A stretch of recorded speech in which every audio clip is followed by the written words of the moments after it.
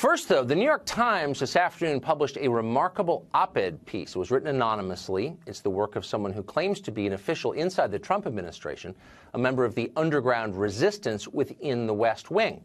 We think we've got a pretty good idea who wrote this piece. We've called the White House for comment on it tonight. But until we confirm the identity, of course, we're not going to accuse anyone in public. We'll keep you posted on that. The piece does make a couple of points. The first is that the president is an unpredictable and mercurial boss who is light on policy detail and given to saying outrageous things. That is true. Sorry, it is true. If you've ever seen him give a speech, you already know that. One of the most striking things about Trump is that he's almost exactly the same in person as he is on television. Ask anyone who knows him. There is no secret persona hidden behind the public face, as there was with Barack Obama, for example, and so many other presidents and politicians. They're totally different in person. Trump, though, is exactly who you think he is. You either like that or you don't. You voted for him or you didn't. But he's not trying to fool you. He's not capable of fooling you. He's governing exactly as you would imagine he would. It's not clear why everyone seems so surprised by that.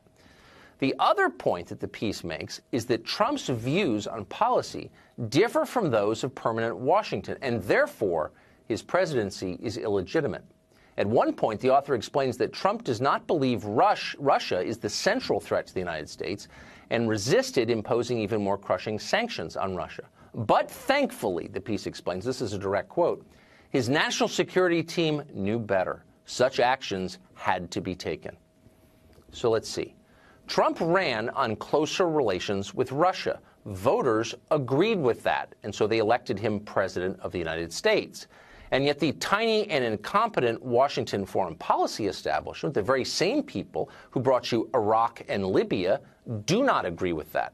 So they subvert his views, which are also the views of voters, the American people. And yet, this is somehow a win for democracy, and we all should celebrate it. Well, in Washington, they are celebrating tonight, and not just Democrats, but also the entire Paul Ryan wing of the Republican Party, which even today is dominant. In maybe the most revealing part of the op-ed, the author drops this stunner, quote, President Trump's impulses are generally anti-trade. Really? Maybe the author deduced that from the hundreds of speeches Trump has given over the past 25 years attacking our trade policies.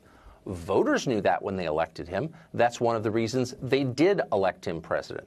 Trump's attempts to do what he promised to do on the campaign are not a travesty. They are a sign the system is working as designed. Politicians are supposed to respond to voters' concerns.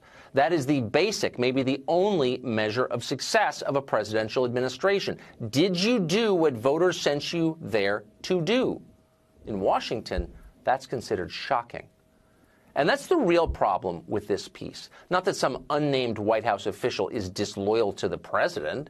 Omarosa and Anthony Scaramucci worked in the West Wing. We've seen that before. The problem is that so many in our political class are disloyal to voters. The very people in charge of administering our democracy don't believe in democracy. They don't even hide it. That's a problem, a big problem. In fact, it's unsustainable over time.